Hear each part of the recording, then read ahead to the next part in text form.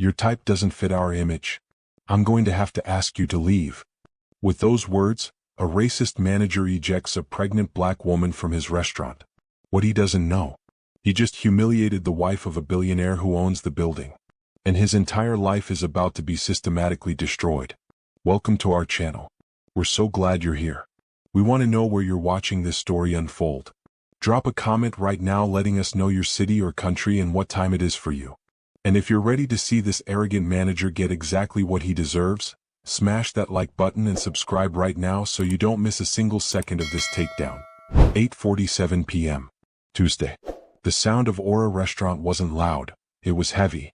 It was the weight of old money, a thick, plush silence broken only by the chime of a $1,000 wine glass and the whisper-thin scrape of a sterling silver fork against bone china. The light was low, golden, and unforgiving, catching the glint of legacy diamonds and the surgically precise cheekbones of the city's elite.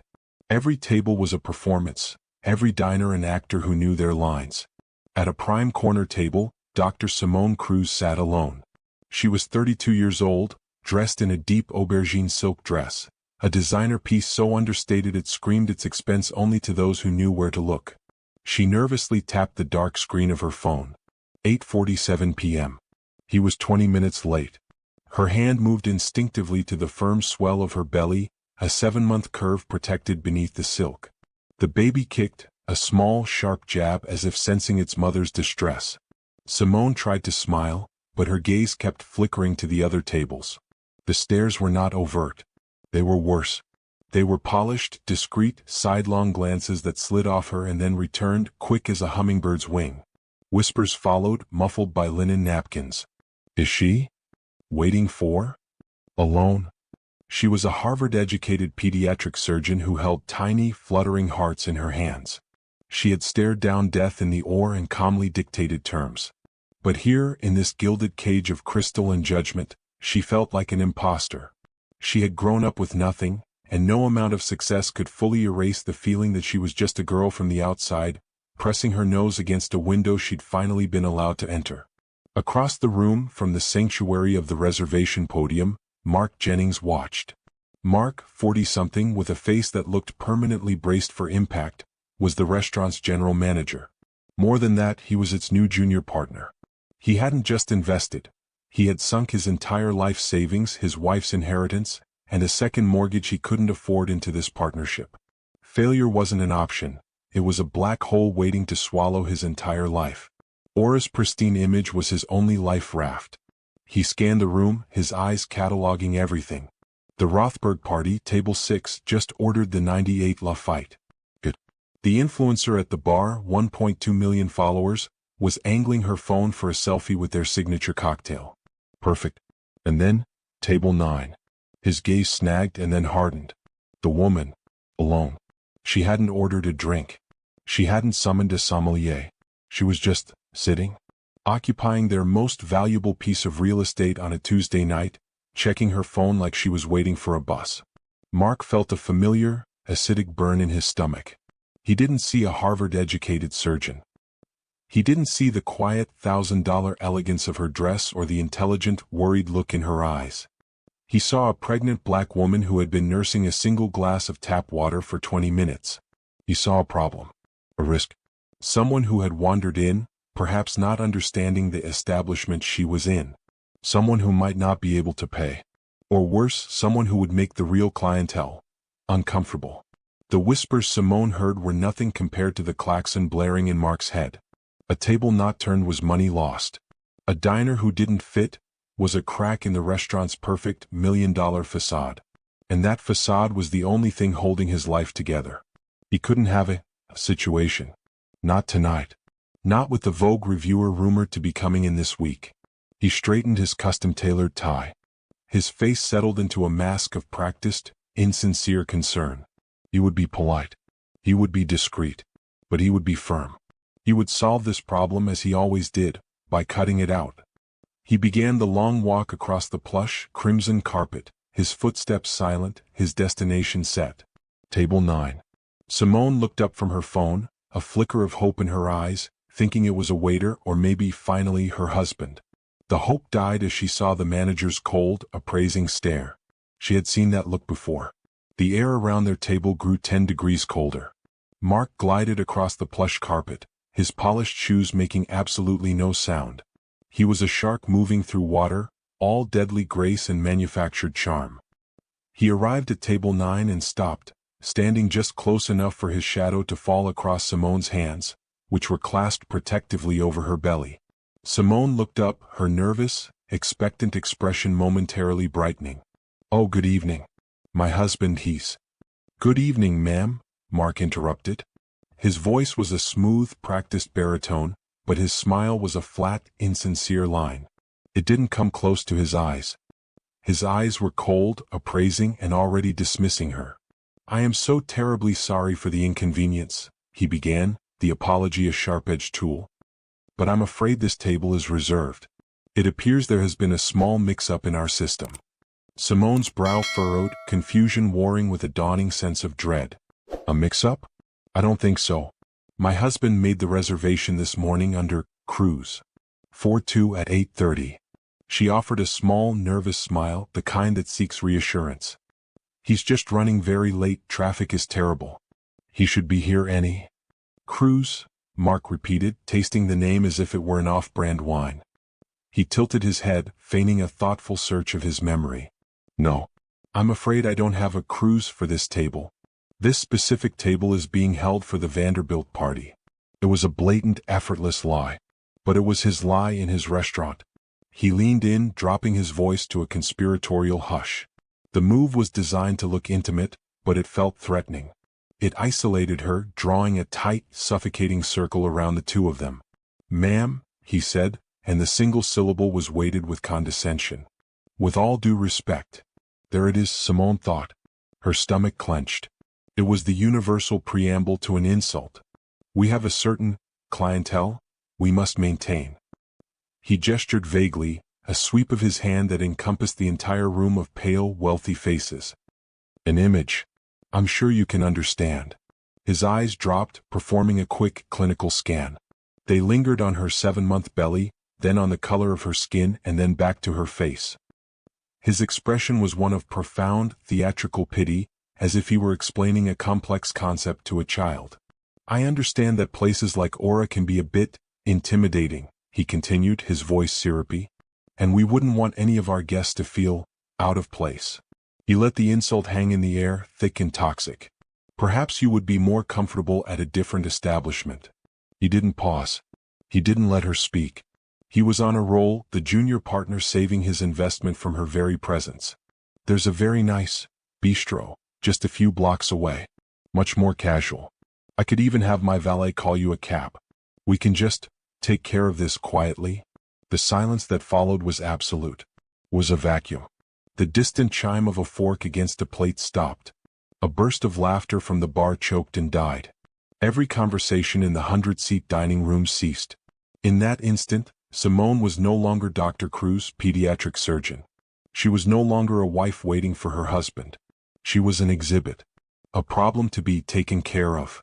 The humiliation was a physical force, a white-hot flash that stole her breath and burned her cheeks. She could feel every single eye in the room on her, 100 invisible needles. She was alone, pregnant, and being told she didn't belong. Mark, basking in the silence he had commanded, mistook her stunned, horrified stillness for submission. He believed he had handled the situation with quiet, executive class. He felt a surge of pride, of control. He had protected the brand. Now for the final, efficient touch.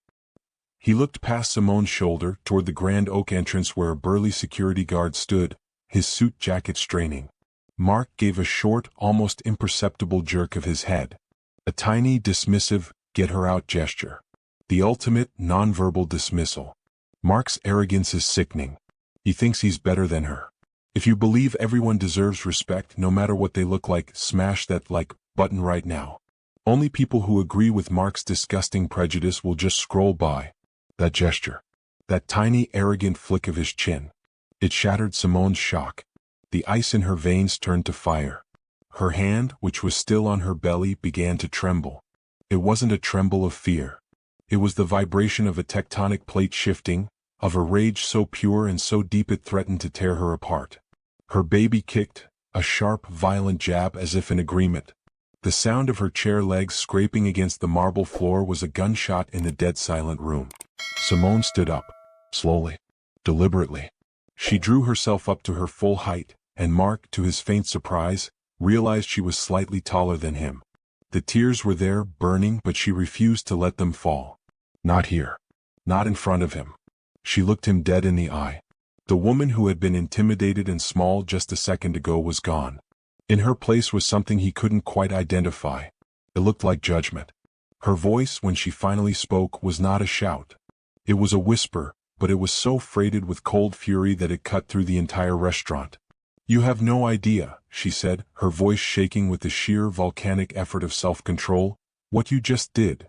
Mark's plastic smile finally faltered. His composure cracked. He saw something in her eyes, not defeat, not sadness, but a terrifying, righteous certainty. He actually took a half step back. Simone didn't give him a chance to respond. She didn't look at the other diners. She didn't look at the security guard now advancing toward her. She simply turned, her head held high, and began the long, agonizing walk toward the door. She could feel every stare on her back, a physical weight of judgment. She focused on the brass handle of the door, on the promise of the cool night air outside. The tears waited, obedient to her will.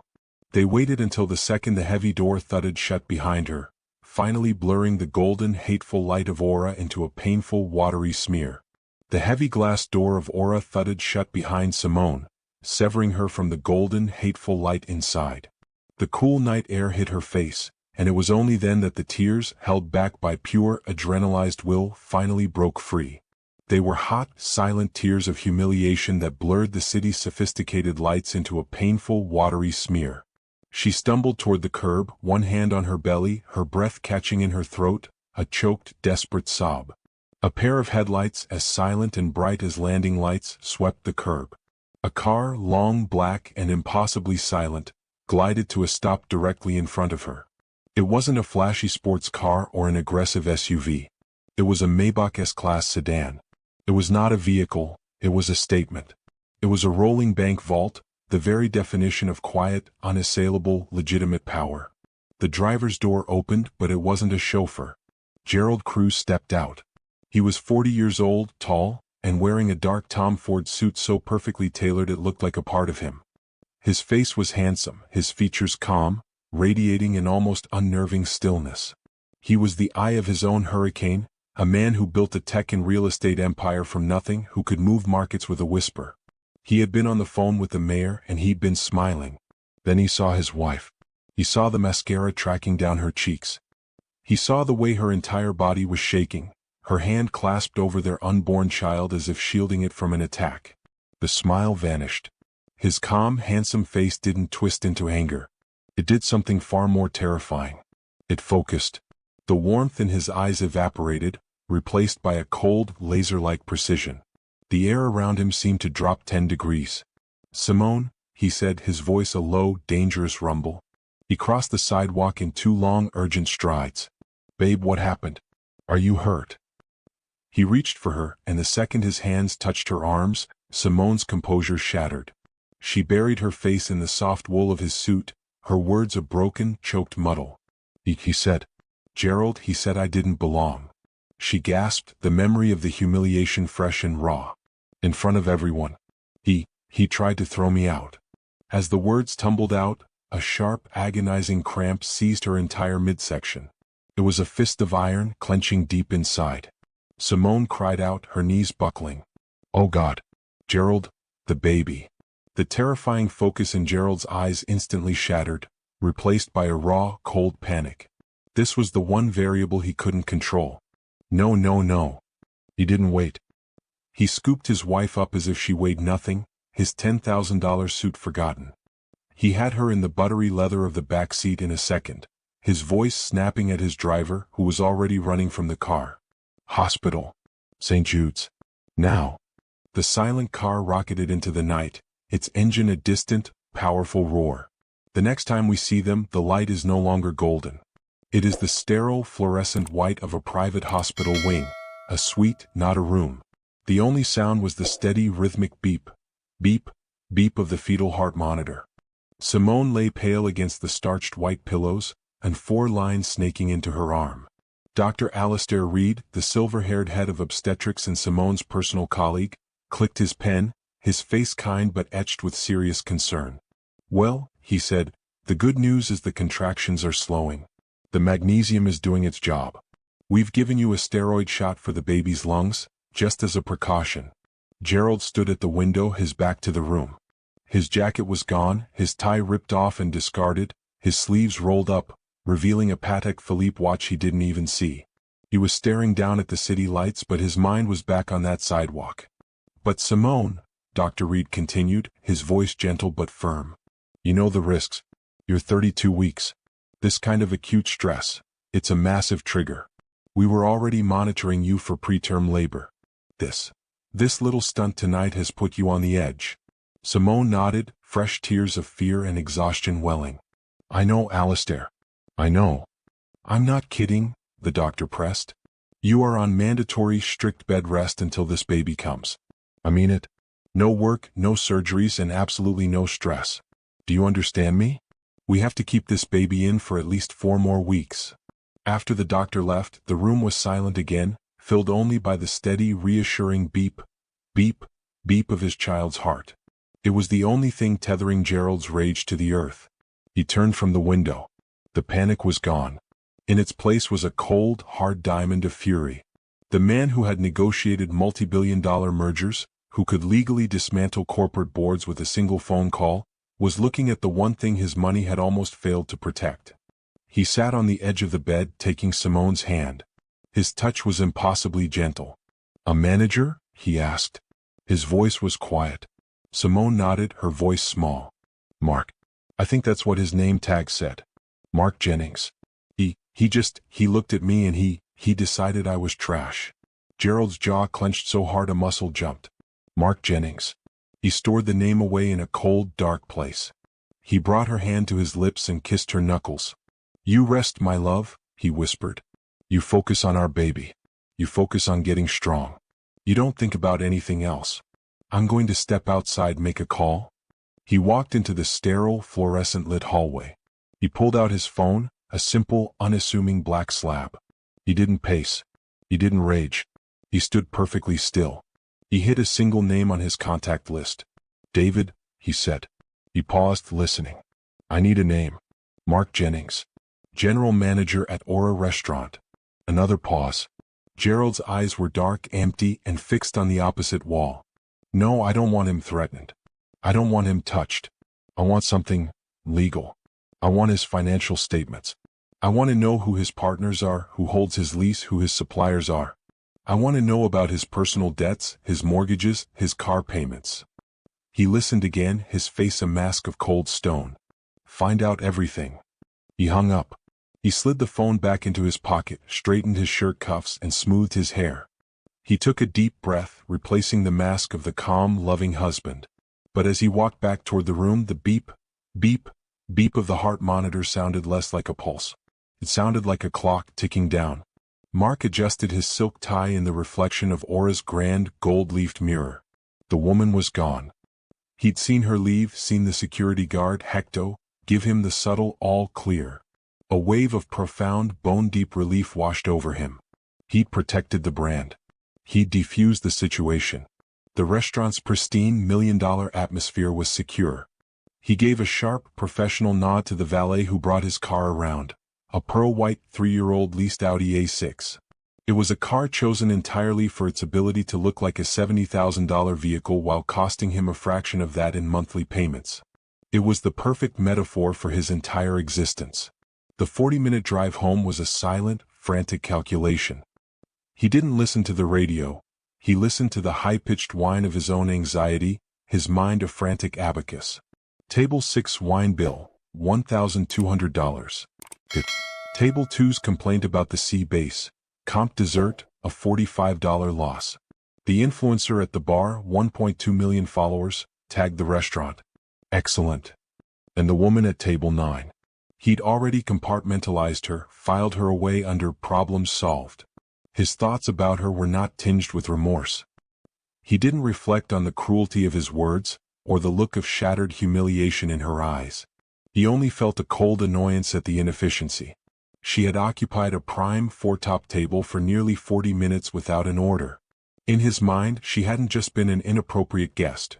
She had been a thief stealing revenue, threatening the razor-thin margins that meant the difference between survival and utter ruin. He was a man drowning in a calm, dark ocean, and she had been an unexpected weight he'd been forced to cut loose. He pulled into the driveway of a 4,000-square-foot beige stucco house in a gated community called the Estates at Willow Creek. It was a house that tried very, very hard, with immaculate landscaping and strategically placed uplighting. It was the absolute pinnacle of what his salary and crushing debt could afford. It screamed, "I've almost made it." Inside the house was dark. His wife, Karen, was already asleep or perhaps just pretending to be. It was a courtesy she'd extended to him most nights, a silent retreat from the coiled, frantic energy that radiated from him after a 16-hour shift. The grand, two-story foyer, designed to impress guests, felt cavernous and cold, echoing his footsteps on the marble tile. Mark bypassed the sweeping staircase to the master bedroom and went straight to the small, cramped room off the kitchen that he used as a home office. He didn't turn on the overhead light, instead clicking on a single green banker's lamp. The desk was a battlefield of his private war. It was covered in letters stacked in neat, terrifying piles. He picked one up. Final notice. It was from a private equity lender, not a bank. He'd borrowed against his partnership stake at an astronomical 22% interest. He'd had to. Sinking his entire inheritance from his father and Karen's nest egg hadn't been enough to buy his junior partnership. He'd been $150,000 short. This letter was for the balloon payment, due in 60 days. Next to it was the bank statement for the second mortgage on this very house. The balance made his vision swim. He'd wagered their entire existence on Aura. He'd stood in a boardroom with the other partners, all old money restaurateurs, and told them with a confident smile that he was all in. He hadn't told them he was already underwater, that all in meant he was one bad review, one slow month, away from losing everything. He rubbed his temples, the throb of a migraine starting behind his right eye. He wasn't just an ambitious manager. He was a co-owner, a man leveraged to the breaking point. Every empty seat at Aura wasn't just a bad look. It was a shovel of dirt on his financial grave. He stood, his shoulders slumped under an invisible weight, and walked down the hall. He pushed open a door painted a soft, pale pink. The room was dim, save for the glow of a small, star-shaped nightlight and the faint blue status light of an air purifier humming in the corner. In the center, in a small white bed, lay his daughter Lily. She was 8 years old, but she looked closer to 5. Her skin, in the faint light, was a translucent, waxy pale. Her blonde hair was a fine, damp mist on the pillow. Her breathing was shallow, punctuated by a faint, persistent wheeze. She was a sketch of a child, a creature of heartbreaking fragility. He watched her for a full minute, his chest a tight, aching knot. This was the why. This was the engine. This was the terror that rode his back every single second of every day. His eyes drifted to her bulletin board, past the crayon drawings of sons and stick-figure families. Tacked to the cork was a letter, its masthead a sterile, familiar blue. Apex Health Insurance. He reached out and touched the corner of the paper, though he'd long since memorized every single devastating word. We regret to inform you that the claim for Lillian Jennings has been denied. Treatment at the Kinderspital Zurich deemed experimental. Does not fall under covered procedures for her diagnosed rare autoimmune condition. On her small desk, beside a half-finished drawing, was the glossy trifold brochure for that very clinic. It showed a glass and steel building set against the stunning, impossible backdrop of the Swiss Alps. On a yellow sticky note affixed to the front, he'd scribbled a figure, a number so large it looked fake, a number that haunted his dreams. $250,000, wire transfer, prepayment required. Mark is desperate, but he used his stress as an excuse to be cruel. Have you ever seen someone take their bad day out on an innocent person? Comment, consequences, down below if you believe Mark must be held accountable for his actions. The denial letter. The Swiss brochure. The mountain of debt on his desk. These were the 3 pillars of his life. He was not just ambitious for a corner office or a new car. He was in a death race against his daughter's own body. Aura was not a restaurant to him. It was a high-stakes, last-ditch fundraising campaign. It was his only path to Zurich. Every single racist, classist, image-obsessed decision he made was driven by this raw, primal terror. The Vogue review he was frantic about wasn't about prestige. It was about the flood of new money bookings that would follow, bookings that would let him pay the private lender and start the Swiss fund. The woman at table 9, she hadn't just been an annoyance. In his panicked, twisted mind, she had been a threat. She had been an obstacle sitting between him and his daughter's life. He leaned down, his movements stiff, and brushed the damp, fine hair from Lily's forehead. Her skin was cool. She stirred a small, sleepy murmur. "Daddy? Sure, baby. I'm here." "Go back to sleep," he whispered, his voice thick and unrecognizable. He watched her slip back under. He felt the crushing, unbearable weight of it all settle on his shoulders. He was a good father, he told himself. But to be a good father, he had become a terrible man. He walked out, pulling the door almost shut, and went back to his office. He sat down, opened his laptop, and pulled up the profit and loss spreadsheet for Aura. He stared at the numbers in the red, his mind already calculating, scheming, desperate for a way to make it to tomorrow. He was completely, utterly trapped. The war room was not a room, but a 3,000-square-foot open-plan office on the top floor of Gerald Cruz's private penthouse. It overlooked the entire city, a god's-eye view. On one wall, a bank of silent, high-definition screens displayed market tickers, news feeds, and security footage. On another, a single, calm feed, the vital signs monitor in Simone's hospital room, where she was finally, fitfully asleep. Gerald sat in a minimalist Eames chair, a glass of ice water in his hand. He hadn't slept in 36 hours. He was watching the steady beep, beep, beep of his child's heart. His phone was on the glass table in front of him, dark and silent. He had already given the orders. The mechanisms were in motion. The execution had begun. Mark Jennings was in the middle of his 4 p.m. pre-service briefing. He was trying to project an aura of calm, but the stress of his financial situation made his voice tight and brittle. "Remember, people, we are not just serving food. We are selling exclusivity. We are selling perfection. The Vogue reviewer could be in at any time. I want Mr. Mark Jennings?" The voice was not from his staff. It was cool, professional, and cut through the restaurant's hushed prep-time atmosphere. A man in a razor-sharp, unremarkable gray suit stood by the podium. He carried a slim leather briefcase. He looked like an auditor or worse, the IRS. "I am," Mark said, his fake smile snapping into place. "Can I help you?" "I'm a process server for the law firm of Dunham, Price and Alpert," the man said, his tone utterly devoid of emotion. He opened his briefcase and produced a single, thick manila envelope. "You are hereby served." Mark's smile twitched. He took the envelope. "Served? There must be a mistake. We don't have any pending." "There's no mistake, sir," the server said. "Have a good day." He turned and walked out, his footsteps clinically precise on the marble floor. Mark's staff stared. He tore open the envelope, his hands fumbling. His eyes scanned the first page. The legalese was dense, but 4 words at the top, in bold, capital letters, leaped out at him. "Notice of lease termination." His blood ran cold. What is this? This is insane." He flipped through the pages, his breath catching. Argus Real Estate Holdings? He'd never heard of them. Acquired the building? When? One of his junior managers, reading over his shoulder, pointed. "Mark, look. Covenant 12B. Mark read the clause, his vision tunneling. "In violation. Covenant 12B. Unauthorized permanent or semi-permanent alterations to any exterior-facing facade element." What does that even mean? His eyes darted to the front windows, to the brand-new forest green awnings he'd installed just last month. The ones that had cost him $20,000 he didn't have. The ones he'd been so proud of, that he thought made the entrance pop. "The awnings?" he whispered, horrified. "They're terminating our lease, over the awnings?"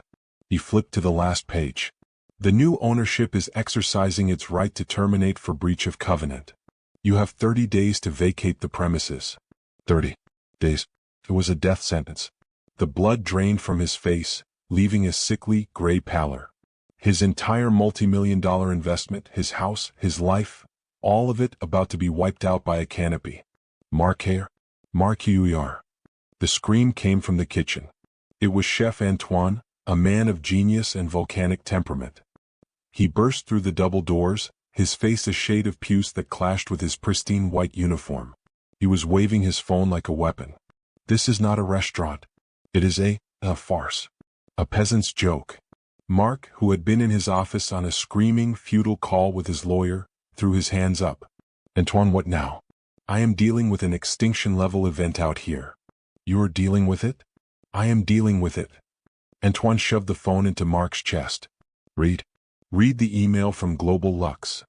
Mark squinted at the screen. It was an official-looking alert from Global Lux Provisions, the high-end importer that was the lifeblood of their menu. We regret to inform you that your entire consolidated shipment, Ref. Aura 901, has been flagged by U.S. Customs and Border Protection for a mandatory and indefinite agricultural inspection. Indefinite inspection? Mark repeated, the words feeling foreign and heavy in his mouth. What's in that shipment? Antoine looked as if he might actually self-combust. What is in it? What is in it? Only everything. The Alba white truffles. The Ostra caviar for the Emperor's service. The entire allocation of the O5 Petrus. The bluefin tuna from Japan. The langoustines from Norway. He grabbed Mark's lapels, his voice dropping to a desperate, furious hiss. My Vogue menu is in that container. Our entire weekend reputation is in that container. We are a 3-star restaurant and tonight I have chicken and potatoes. We are finished. Mark stumbled back, the chef's words echoing the lawyer's. Finished? Vacate. Miles away in a glass and steel office park, the CEO of Cruise Logistics, a company that owned a controlling interest in the port's largest private customs brokerage, hung up his phone. He looked at the manifest for Aura 901. That container, he told his operations manager, needs to be inspected thoroughly. Check every crate. Check every label. Check the humidity. Take your time. 1 week later, Aura was a tomb. The eviction notice was public knowledge, a shark in the water for the city's gossip blogs. Half the staff had already quit. Antoine was serving a pathetic, compromised prix-fixe menu of chicken breast and salmon, his genius locked away with his impounded truffles. Mark was a ghost haunting his own dying restaurant. He was unshaven, his eyes bloodshot, surviving on coffee and pure, unadulterated panic. He sat in his office, his desk a wasteland of rejected loan applications and angry letters. But there was one last, flickering ember of hope. The Tech Gala. The Future of Tech Summit buyout. This Saturday. It was $150,000, guaranteed. Enough to pay his lawyers to fight the eviction. Enough to something. And the Vogue reviewer, still booked for Friday under the name Smith. If he could just pull off those 2 nights. Mark. Chloe, the hostess, stood in his doorway, her face pale. Mark, the system. It's doing something weird. Mark didn't even look up from the foreclosure notice on his desk. I don't care, Chloe. It doesn't matter. We're closed in 3 weeks.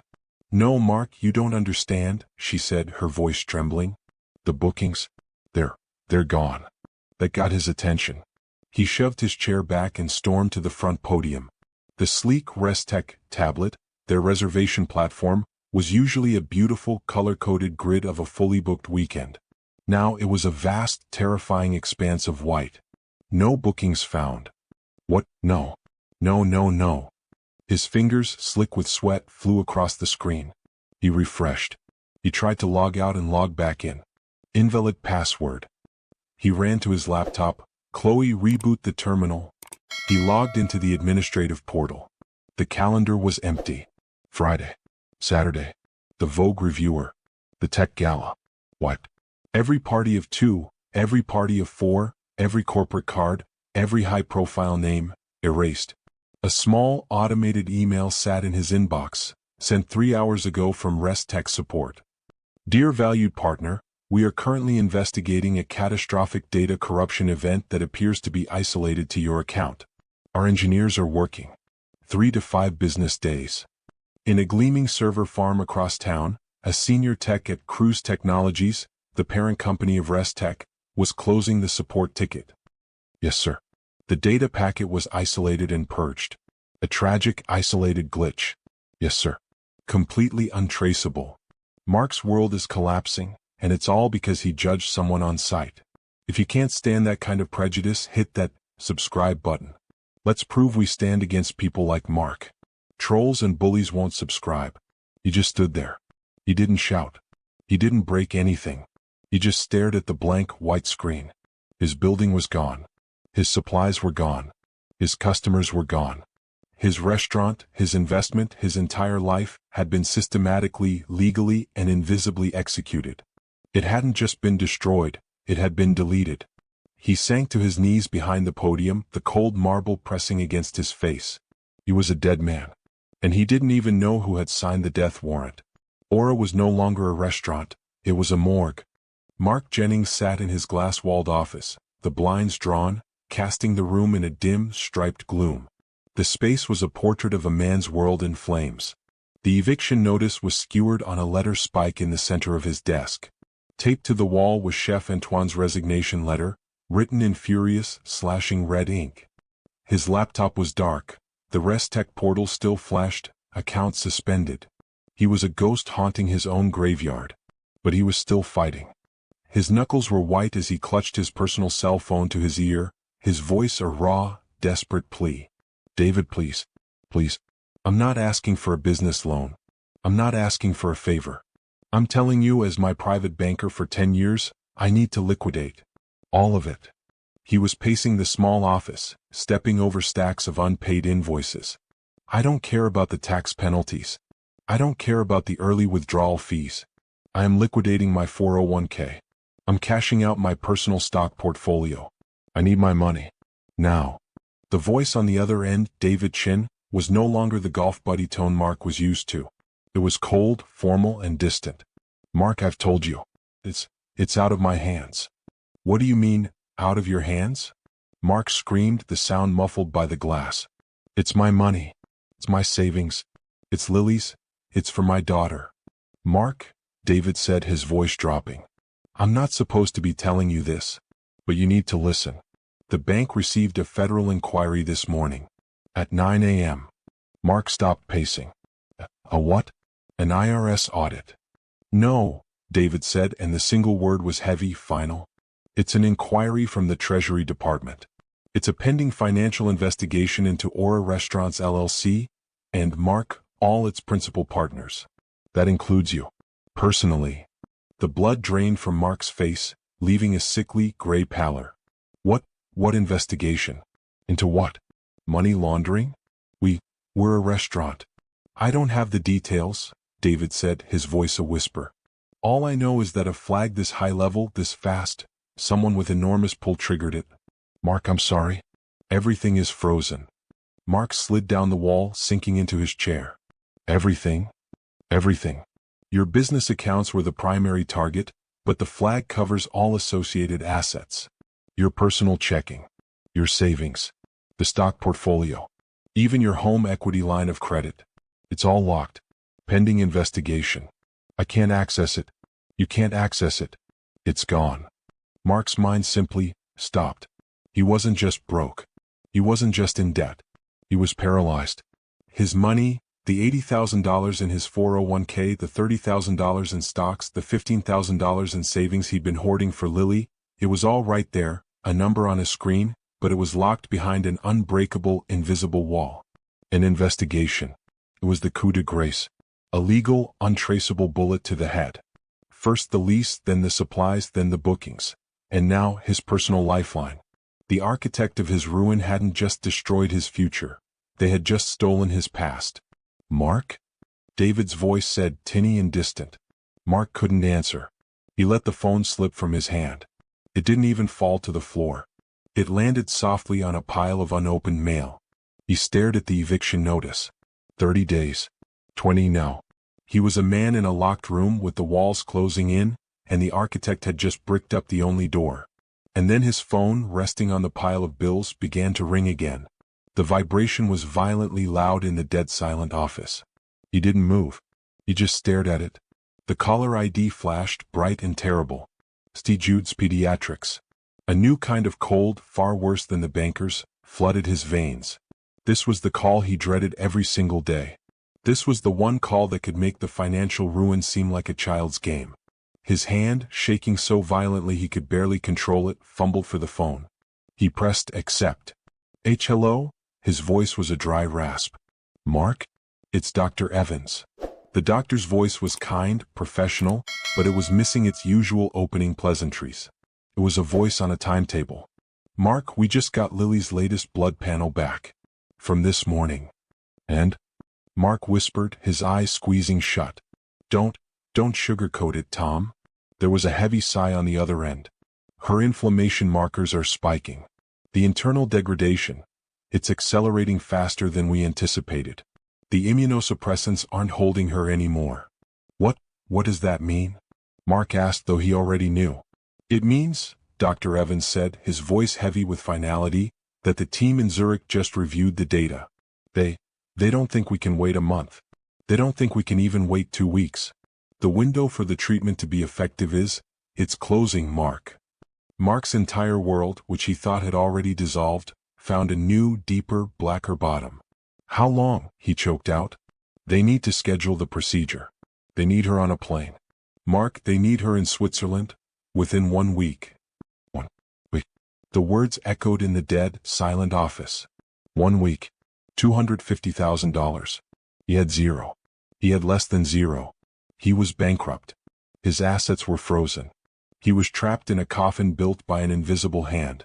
The phone slipped from his numb, sweaty grasp. It clattered onto the desk, the sound like a gunshot in the tomb. Dr. Evans's voice was a tiny, tinny, frantic sound from the speaker. Mark? Mark, are you there? He's trapped. His daughter's life is on the line, and his own hateful actions led him here. What would you do? Let me know in the comments if you think this is justified, or if Gerald has gone too far. Simone lay against a mountain of pillows, her world shrunk to the 4 luxurious beige walls of her hospital suite. The beep, beep, beep of the fetal monitor was her new, constant companion, a sound that was both reassuring and a perpetual reminder of her fragility. She was on mandatory bed rest, her body a prison, her mind a racetrack. She had been scrolling idly on her tablet for hours, trying to exhaust herself into sleep, clicking through medical journals, then design blogs, and finally doom-scrolling the city's local newsfeed. An article caught her eye. Beloved restaurant Aura faces sudden closure.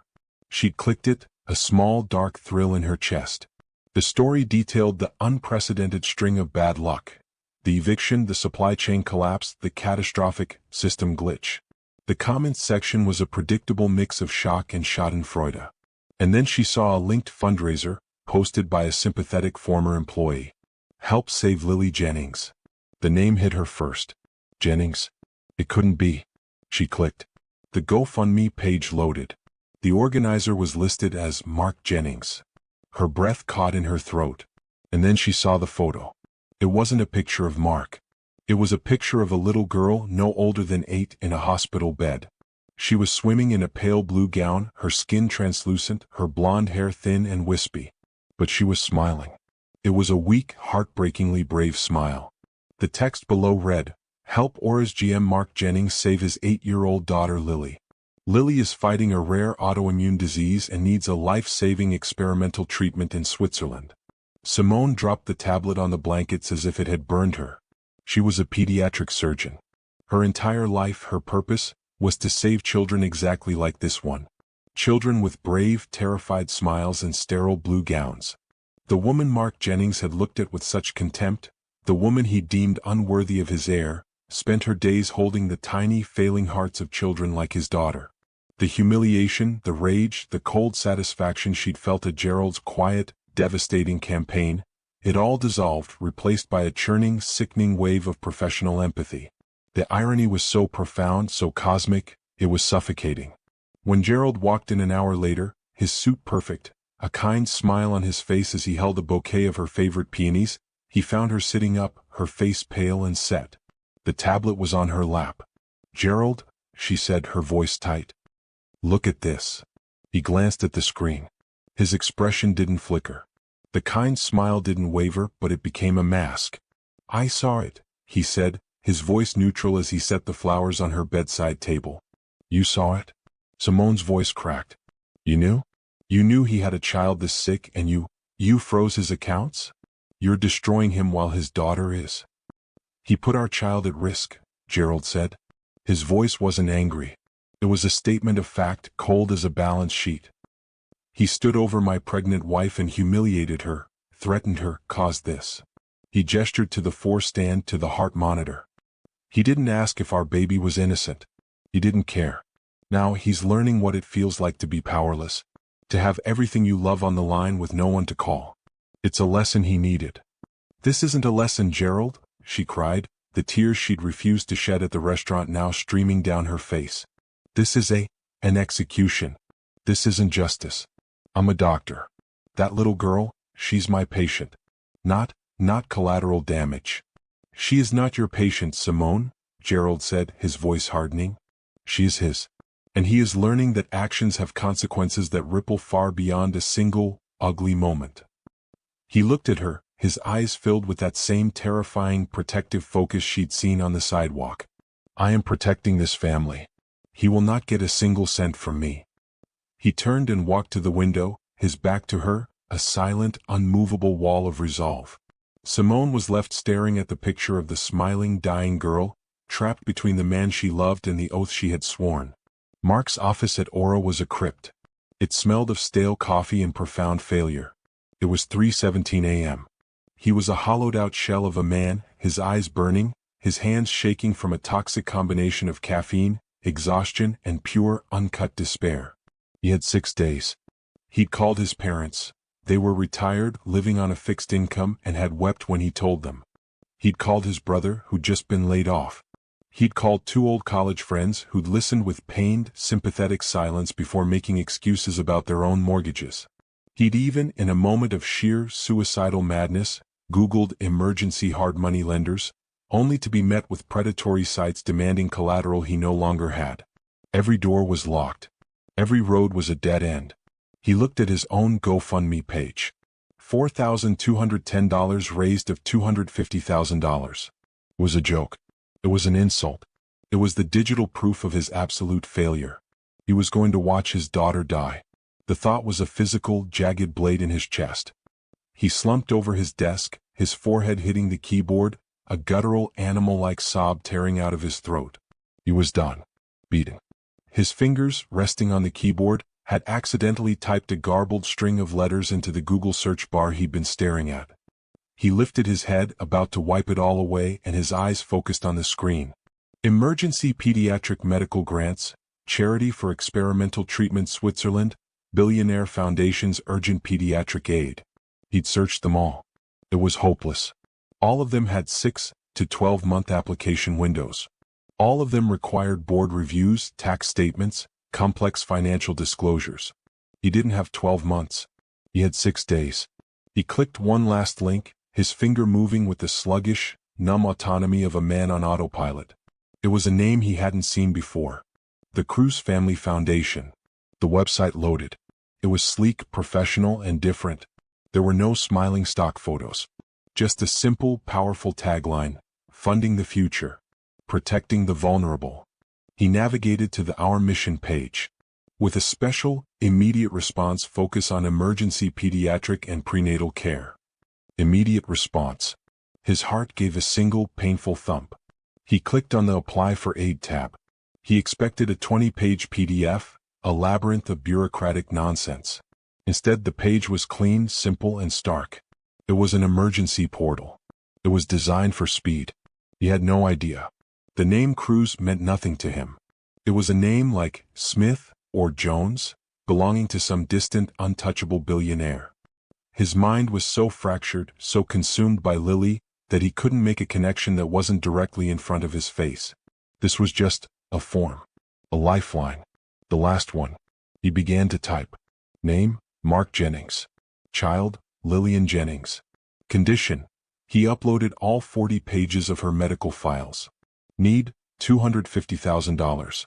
Clinic: Kinderspital Zurich. Then he got to the final box. Reason for. He didn't write a professional plea. He didn't try to sound articulate. He just shattered. His fingers flew across the keys, the clacking sound unnaturally loud in the dead silent office, tears streaming down his face and dripping onto the desk. Please, he typed. I'm begging you. I'm her father. I'm watching my little girl die and I'm trapped. I have failed her. I have nowhere else to go. She's my whole life. She's just a little girl. She's so brave. Please don't let her die because I'm a failure. Please God help me. Help my baby. He hit submit. The screen flashed, application received. He didn't even have the energy to hope. He just laid his head down on the desk beside the cold, greasy coffee cup and fell into a black, toxic sleep of pure emotional exhaustion. He was woken at 9:05 a.m. His phone was buzzing, a harsh, rattling sound against the wood of his desk. He lunged for it, his heart hammering, thinking it was the hospital. An unknown number. Hello. Is this Mr. Mark Jennings? The voice was female, crisp, professional, and impossibly calm. Yes, this is. Mr. Jennings, my name is Emily Clark. I'm the executive administrator for the Cruz Family Foundation. We received your emergency application at 3:17 a.m. Mark's blood turned to ice. He sat bolt upright. You received it? Yes, sir. The board has already reviewed your daughter's files. He couldn't breathe. The board? Already? Yes, sir. The situation is clearly urgent. They are prepared to make an immediate decision on the full funding. They are. Mark's voice broke. He was sobbing. Oh my God. Oh my God. Mr. Jennings, the administrator's voice cut through his relief, sharp as glass. The board requires an in-person meeting to finalize the grant. They can see you. Today. Yes, of course. Anything. When? Where? At 1 p.m. At our headquarters. She gave him the address. Please be prompt. The call ended. Mark stared at his phone, his body shaking with a wild, disbelieving hope. He was going to save her. He was going to save Lily. He scrambled out of his office, ran to his car, and raced home to shower, not even noticing the address he'd plugged into his GPS was for the tallest, most powerful building in the entire city. At 12:53 p.m., Mark Jennings burst through the revolving glass doors of the Cruz Tower. He was a man coming apart at the seams. He had raced home to shower but had cut himself shaving twice. He'd put on his best suit, the one he'd bought for the Aura partnership, but it was rumpled from a week of being thrown on his office chair, and a coffee stain marred the cuff. His hair was damp and uncombed. He was clutching a thick, disorganized folder of Lily's medical files, his knuckles white. He was a portrait of raw, abject terror. The lobby was not a lobby. It was a cathedral of glass and steel, soaring 100 feet up. The floors were obsidian, reflecting the city lights back like a dark, placid ocean. The silence was absolute, broken only by the sound of his own frantic, ragged breathing. He stumbled to the white marble security desk. Mark Jennings, he gasped. I have a meeting. The Cruz Foundation. At 1 o'clock. The security guard didn't even look up from his screen. Top floor, Mr. Jennings. Miss Clark is expecting you. A private elevator, all glass and brushed steel, whisked him up 80 floors in a silent, stomach-dropping ascent. He felt like an ant being lifted into the sky. The doors opened directly into a reception area of impossible, minimalist wealth. Mr. Jennings. The administrator, Emily Clark, greeted him. Her voice was the same, impossibly calm, clinical. The board is ready for you. She led him down a wide, art-filled hallway and stopped at a pair of massive 20-foot-high doors made of polished mahogany. She pushed one open, the movement silent on its heavy hinges, and gestured him inside. They will be with you in a moment, she said, and the door clicked shut behind him, the sound as final as a vault closing. The boardroom was staggering. It was less a room and more a territory. A single gleaming table, perhaps 50 feet long, cut through the center of the space. The entire far wall was a solid pane of glass, offering a god's eye view of the entire city. Mark could see the small, insignificant speck of aura 80 stories below.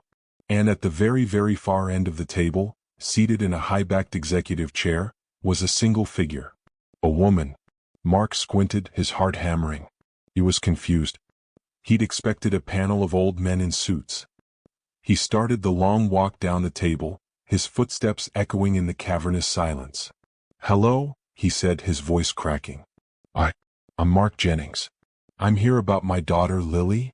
He was 20 feet away when his brain finally processed what he was seeing. He stopped, his foot skidding on the polished floor. It was her.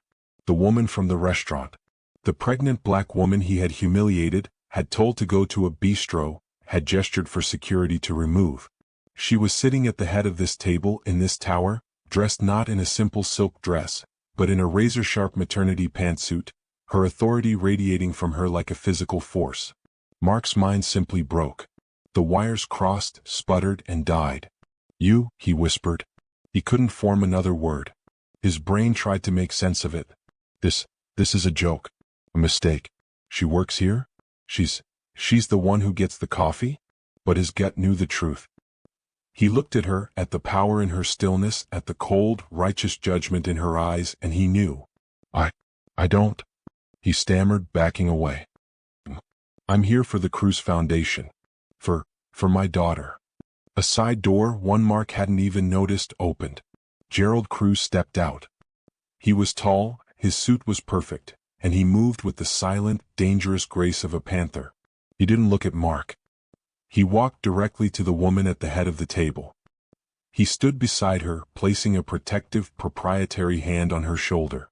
Mark looked at the man, then at the woman, then at the name on the wall, carved into the marble in discreet, powerful letters, Cruz. The reservation she'd claimed to have.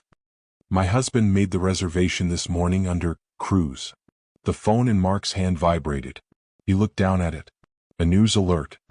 Aura Restaurant leaseholder, Argus Holdings, revealed as subsidiary of Cruz Properties. The realization was not a dawn.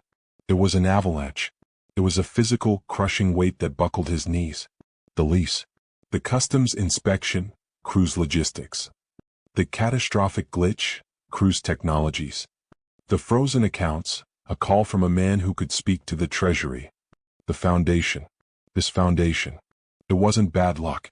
It wasn't a coincidence. It wasn't a string of bureaucratic errors. It was him. It was her. It was a systematic, surgical, legal, and invisible execution. He hadn't just been arrogant to a customer. He had tried to throw the queen out of her own castle, and the king had responded by dismantling his entire world piece by piece. He looked from Gerald's cold, terrifying face to Simone's unreadable expression. "Mr. Jennings," Gerald said. His voice wasn't loud, but it filled the vast room, heavy and deadly calm. "The last time we met, you were escorting my wife from your restaurant." Mark didn't get angry. He didn't try to defend himself. He was too small, too broken. The frantic, desperate energy that had carried him for weeks just evaporated. The fight was gone. There was nothing left but a black, hollow pit of despair. The thick folder of Lily's medical files slipped from his numb, sweaty hand. Pages scattered across the priceless obsidian floor, blood panels, doctor's letters, and a single heartbreaking 8x10 photo of Lily, smiling weakly from her hospital bed. Mark made a sound. A guttural, animal-like sob that was torn from the very bottom of his soul. He collapsed. He didn't just kneel. He fell to the floor, his rumpled suit jacket bunching around him, a pathetic, broken heap on the cold, hard stone. I'm so sorry," he wept, the words thick and barely recognizable. I'm so sorry." He scrambled on his hands and knees, not to get up, but to gather the scattered pictures of his daughter. He pushed them, sliding them across the polished floor toward Simone, an offering to a god. "Please," he choked, his forehead touching the ground. "I don't care about the restaurant. It's just a building. I don't care about the money. I don't care about me. You were right. I'm a monster. An arrogant, blind monster. I know that." He looked up, his face a ruin of tears, snot, and shame. "But my daughter. My Lily." He pointed a shaking finger at the photo. "She's innocent. She never did anything. She's just a little girl. She's all I have." His voice broke completely. "Please, don't let her die because of me. Please, I'm begging you. I'll do anything. I'll work for you for free for the rest of my life. I'll give you everything. Just, please, save my baby. This is the ultimate moment of truth. Simone and Gerald have all the power. Hit that like button if you believe in the power of mercy, even for someone who deserved nothing. I want to see who here believes in second chances." The only sound in the vast, opulent room was the raw, ragged sound of Mark's sobbing. Simone looked at the man crumpled on her floor. She saw the pathetic, broken shell of the arrogant manager who had looked at her with such contempt. Then her eyes moved to the photo of Lily, so small and pale. She put a hand on her own belly, feeling the strong, reassuring kick of her own child. She was a pediatric surgeon. She was a mother. Her humiliation, so vast and total, was suddenly, shockingly secondary. She looked at her husband. Gerald's face was still stone. He was a guardian, a protector, and his eyes said he would burn the world to the ground for her. But he was waiting. This was not his decision to make. It was hers. The power he had taken was now entirely in her hands. The hardness that had been in Simone's heart for 2 weeks, it didn't just melt. It shattered. She looked down at Mark Jennings, a man who had been destroyed by his own prejudice, and she made her choice. "Get up, Mr. Jennings," she said. Her voice was clear, steady, and amplified by the room's perfect acoustics. Mark flinched as if expecting a blow. He slowly, shakily pushed himself up to his knees. "We're funding the treatment," Simone said. "All of it." Mark just stared, his tear-filled eyes wide, his mouth open. He couldn't process the words. "What?" "The funds," Gerald said, his voice clipped and precise, "will be wired to the Kinderspital Zurich within the hour. Your daughter will be on a plane by tonight." A sound of pure, unadulterated relief left Mark's body, a wail that was part joy, part agony. He slumped, catching himself on the table. "Thank you," he whispered. "Thank you. God, thank you." "I'm not finished," Gerald said, his voice cutting like a scalpel. Mark froze. "This is not a grant. This is a personal loan, Mr. Jennings. You will accept it as such. You will sell your partnership in Aura for whatever pennies it's worth. You will liquidate every remaining asset you have. And you will repay every single cent of that $250,000. Understood?" "Yes," Mark choked out immediately. "Yes. Anything. Of course. And one more condition." It was Simone's voice. Mark looked at her, terrified, his fate hanging on her next words.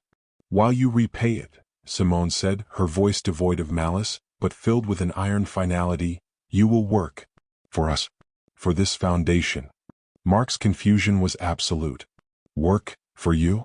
"We're creating a new position for you," she continued, standing up for the first time, her pregnant form a silhouette of pure power against the city skyline. "You will be the new head of community outreach. You will be paid a salary. A small one. Enough to live. Not enough to be comfortable. And your entire job, Mr. Jennings, will be to personally manage every single emergency case that comes across your desk. You will sit with the desperate parents. You will look them in the eye. You will listen to their stories.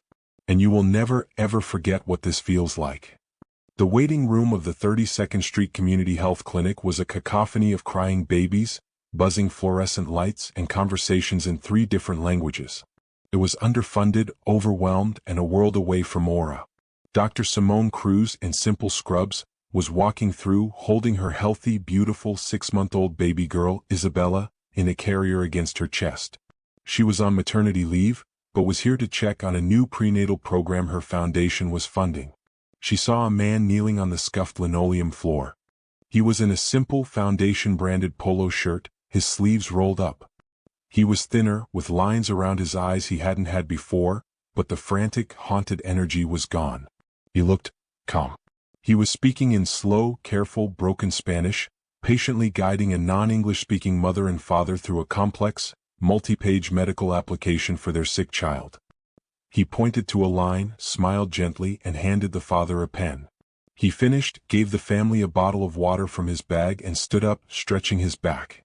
He turned, and he saw Simone. Their eyes met across the crowded, chaotic room. He didn't flinch. He didn't look away in shame. Mark Jennings looked at the woman whose life he had almost intersected with in the most destructive way possible. He looked at her and at the beautiful, healthy child in her arms. He nodded once. It was a gesture of profound, wordless gratitude, of humility, of a man who had walked through fire and come out the other side, not as a manager but as a person. Simone, holding her baby just a little tighter, nodded back. A small, genuine, and final smile of acknowledgement. Mark's prejudice almost cost him everything. But mercy gave him a new path. If you believe this story shows the true power of consequences and redemption, subscribe right now. Don't join the haters who believe people can't change. See you in the next story.